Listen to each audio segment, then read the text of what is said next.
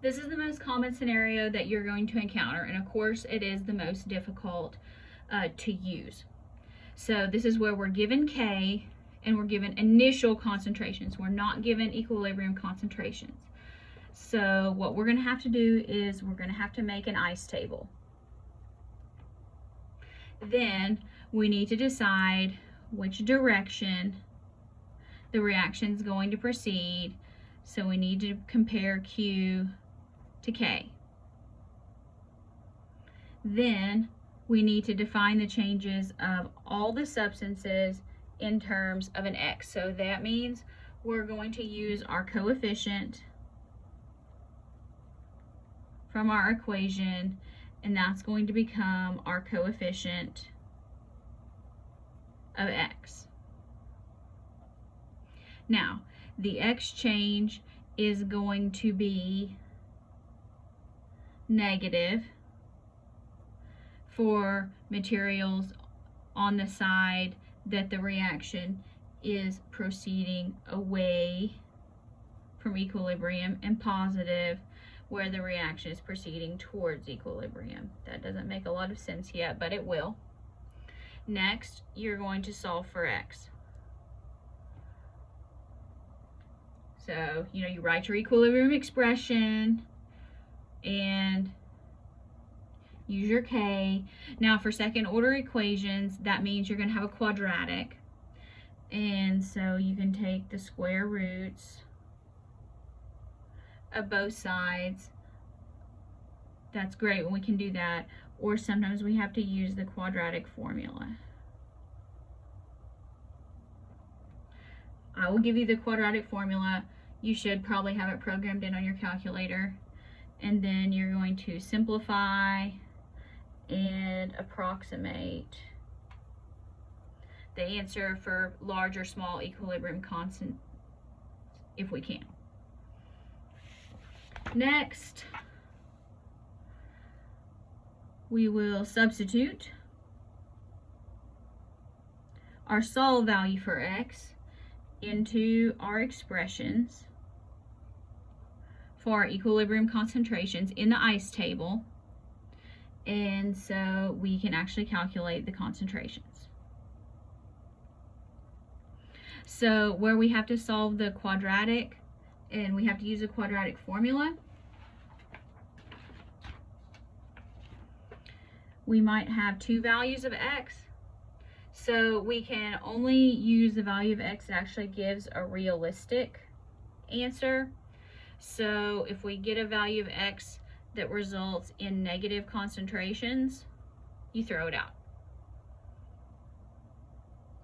And the last thing, check your answer, substitute your calculated equilibrium values into your equilibrium expression. And so what we calculate should equal or be very close to what we get, what we're given in the problem. So here's what this looks like. Again, that looks and sounds very complicated. It's not. Work these problems the same way every time. All right, so here we're given an equation. We're given K, and here we have it initially contains some concentrations. All right, so the first thing that I always do is write K. Products over reactants. Next, and this would be Q or K, because here we're given initials.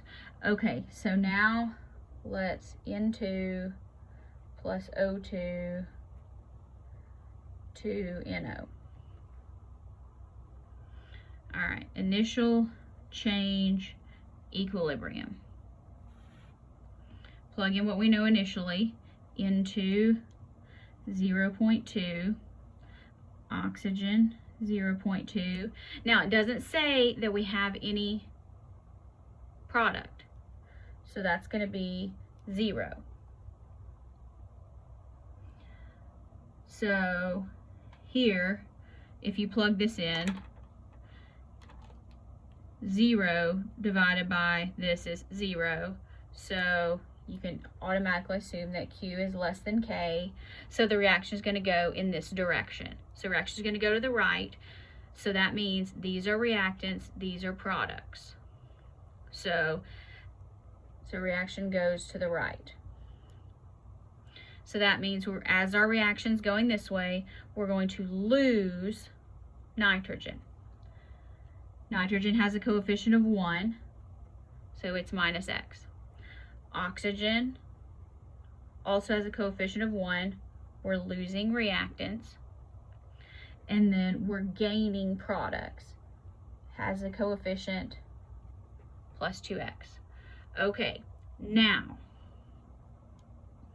so at equilibrium, 0.2 minus X, 0.2 minus X, and 2X. So far, so good? Hopefully. Now, we're going to plug into our equilibrium expression. These values. So K equals 0.10 equals NO, that'd be 2X squared over 0.2 minus X, 0.2 minus X.